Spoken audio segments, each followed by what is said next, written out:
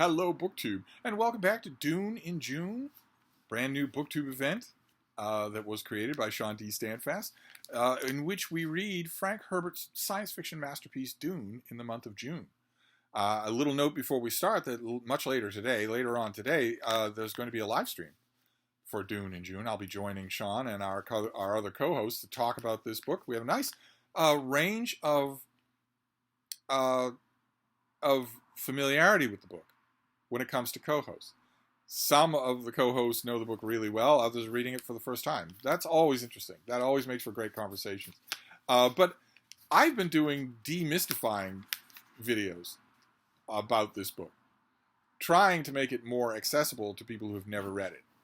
I had one a great friend and commentator point out that Dune doesn't need demystifying any more than Lonesome Dove does, or I would add Moby Dick. He's absolutely right about that. But people can still feel that way. And those feelings are real. And I don't want this book to lose any readers because of those feelings. So I've been making beginner primer videos on what is the basic premise of the book, what's going on, so that you feel like you sort of know what you're getting into, the cast of characters. And as an adjunct to that, here at the beginning of Dune in June, I have done detailed looks at individual chapters of the book. They're not actually titled or called or numbered chapters, but they are small segments of the book. I've been going through those one by one. And I've been receiving a lot of emails in response to that saying, could you please keep doing this? This is I'm not even new to the book. I don't need the demystification. I'm just enjoying it. That's all. I guess a read along. I've accidentally, unintentionally, I've started a read along of Dune, chapter by chapter. That's how we do our read alongs on this channel with anything. Is just go through it on a granular level, chapter by chapter. I guess I informally started a read along of Dune, and now I don't know whether or not to continue it. The responses that I'm getting in my email or on Voxer are overwhelmingly in favor of just continuing. Just keep doing this. Keep going chapter by chapter, even though you'll still be working on Dune long after Dune in June is over. So maybe we read Dune in the summer. Maybe we do a read along of Dune in the summer. Nothing wrong with that, right? I can occasionally do Dune-related videos that are Dune in June-related videos. And this is all about Dune anyway. It's all a celebration of the book. I don't know. I'm still mulling. But we can still move on to the chapter that we're reading today, especially since it's a very important one. It's our first chapter on Dune. The book is called Dune. The first segment of Dune is called Dune. The novel has 3 segments, Dune, Muad'Dib, and the Prophet. And the first segment that we're doing for this first week of June with Dune in June is just the segment called Dune. It's 200 pages long. We've only barely scratched the surface of it in this read-along. But this is the first time that we have gone to Dune. All of our previous chapters are taking place either on Caladan, the lush water world that House Atreides used to live, that they used to own, or on Gedi Prime, the horrific homeworld of the bad guys of the book, the House Harkonnen. Now we have finally done it.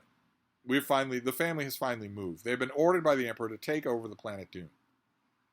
And since that makes no sense, and since the previous owners of the planet Dune were House Harkonnen, Duke Leto Atreides and his war masters know it's a trap. They don't know exactly what it is, although their guesses are pretty close to what it's going to be, but they know that it's not just a gesture of goodwill. But they go anyway. They don't really have much of a choice. In their view, they don't have much of a choice. They can't refuse and they can't flee. So they go anyway. And we had all of that in tremulous preparation chapters up until the chapter that we're reading today, which takes place in Dune. In Arrakeen, the city of Arrakeen, in the royal keep, which will now be Duke Leto's home. And the Lady Jessica, his concubine from the Bene Gesserit, who he purchased from the Bene Gesserit, and his son and heir, Paul Atreides. They'll all be living in the palace at Arrakeen. So that's where our chapter opens now. That is where this action takes place. They have just arrived. Frank Herbert does not give us any description of the passage and the guild highliner.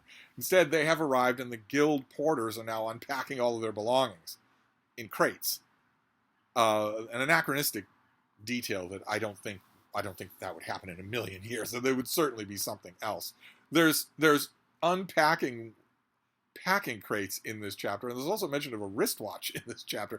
Anachronisms like that slip through every once in a while, even in a thoroughly imagined future world like this one. And the scene opens with Lady Jessica by herself. And she's looking at all of this stuff, including a macabre pairing of stuff that she has randomly pulled out of the luggage of the trip.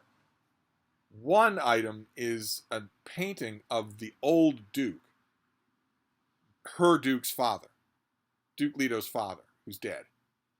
And the other item that she pulls out of storage is the preserved head of the bull that killed him. He died in the bullfighting ring. He was gored to death by a bull. And the head was preserved and mounted. And it is there in this hallway, too. These two items just seem to have surfaced on their own. And in an extra twist of the macabre, Jessica tells a character later on in this chapter that the character says, well, one of the horns is dirty. I should probably clean them. And she says, that's not dirt. That's blood. The bull's head was preserved so quickly and so thoroughly that the Duke's blood is still on it. She is unpacking those things when suddenly she is joined by Duke Leto. So this is our first scene with them together. And it's pretty formal. It's more formal than you might think when you're reading the book. She refers to him as my lord. And seems like a senior servant rather than the love of his life or a wife or an unofficial wife or anything like that. And he is not himself. She thinks he has become more strained, more awful, more disdainful since the pressure of this move. At one point, in fact, one of her first responses when she sees him coming is fear. Not fear for him, but fear of him. He walks into the hall. He lays down the law that the painting and the bull's head are going in the dining hall. They're emblems of my house. I want them where people can see them. She tries to object, and he says, there's no use objecting. That's where they're going, but you don't have to eat there. We can send your meals to your room privately like we always do. You don't have to meet there except on state occasions. On special occasions, you need to be there, but otherwise, no. And it feels like he's dispensing instructions to a staff member. Same thing as when she asks him, is there anything special you want me to arrange for your own personal quarters here in the keep? And he gives her instructions. I should have a large anteroom. I should have room for guards. It should be this. It should be that. They aren't going to have the same rooms? It sounds like she's the head of his household more than his love, and that he is just making arrangements with her. He can't spend much time with her. He's got to go. He's welcoming all of his staff as they arrive from Caladan, setting up all sorts of command posts, and he doesn't want Paul to join her either. Paul's not in this scene, but he is sending for Paul. He wants Paul to be involved in all of those planning meetings. So she's on her own in this keep in Arakeen, this new, strange place. But she's not quite alone.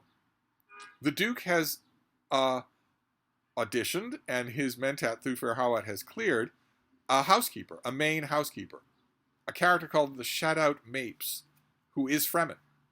She has the blue-on-blue eyes, completely lean. She's not wearing the desert still suit that the Fremen wear, and she makes a joke about it. She mentions to Lady Jessica that I'm not wearing my still suit, and here I'm not even dead. But she's an old, wizened, gnarled little thing, and she approaches Lady Jessica wanting to know what she wants, what instructions she has for a housekeeper. She has other motives involved. She's also testing the Lady Jessica. Are you the figure who has been promised in our prophecy, in Fremen prophecy? Are you that figure? If you are, then I want to give you a gift. And if you're not, I want to use the gift to kill you. Because the gift is a Chris knife. This is a Fremen knife made from the tooth of a giant sandworm. There are relics of holy significance among the Fremen. And Shadout Mapes has a Chris knife on her person that she intends to either bestow on the Lady Jessica or use on the Lady Jessica. And I'm thinking, when I first read this, when I second read it, when I read it the third time, the fourth time, I was thinking, boy, that's a neat sentiment. And also, what the hell? What the hell? Not only is Duke Leto a trained, battle-hardened operative, and he just passed this woman in the hallway and said, that's where my wife is, but also, she's been vetted by Thufir Hawat. So what, he checked her nearest and dearest and her pen pals, but he didn't frisk her? How on earth could this Fremen woman get within 5 feet of Lady Jessica alone with a knife. How on earth could that happen? That is so horrible as a detail. It's never brought up as a failing on Hawat's part. Hawat has a signature failing in a chapter that's coming up, but this is never brought up as a failure. It's never mentioned again. No one's ever berated for this fact. It should not have happened.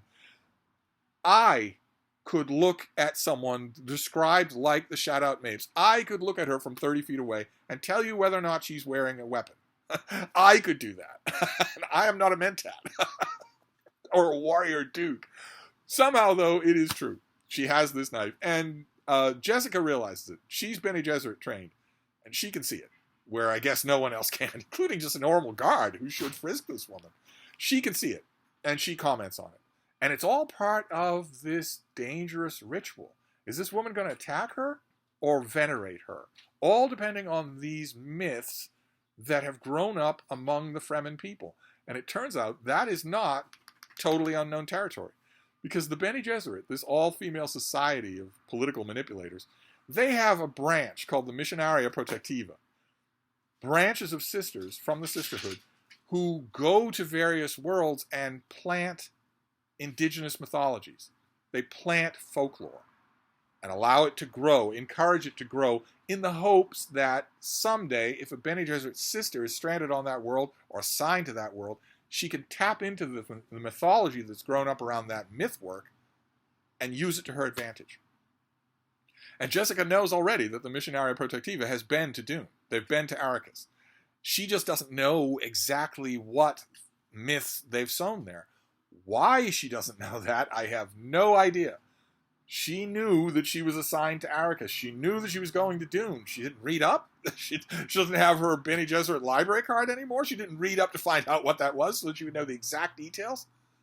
Of course, the Sisterhood would keep those details. This chapter starts with a private report to the Bene Gesserit by, yep, you guessed it, Princess Irulan, who never seems to have a thought she doesn't write down. Why Jessica doesn't know this, why she needs to grope, I don't know. But she gropes correctly. It's a tense scene. It's very well done. She figures out just in time what she needs to say and what she doesn't need to say in order to convince this woman that she is, in fact, a figure out of mythology. And it works. The Shout-Out Mapes is now completely certain that she is among the chosen figures in the Fremen mythology. She doesn't kill her. She presents her with the knife and is deathlessly loyal to her. And that's how the chapter ends. The chapter ends with Shout-Out Mapes saying, well, she is the chosen one, poor thing, because she knows it's mostly negative. It's mostly sad what having that status is. It doesn't mean it's all wine and roses in the streets. And that's this chapter. We have met a Fremen now, at least distantly, and we have arrived on Arrakeen. And Jessica has immediately started inserting herself into the folklore of the Fremen.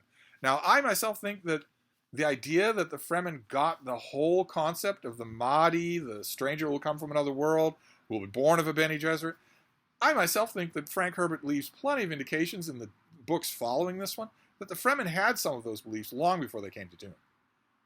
But it's vague, and also you can't fault Frank Herbert for not being prescient himself, right? He didn't know this was going to be a juggernaut. He didn't know that he thought it might win every award, but he didn't know there'd be sequels. And that the sequels would have to make sense retrospectively because we're dealing with people who predict the future. So I'm willing to cut him a lot of slack. It's a marvelously well done thing. It starts to show us what Dune is like as a place. We have a water cellar. Water is incredibly precious.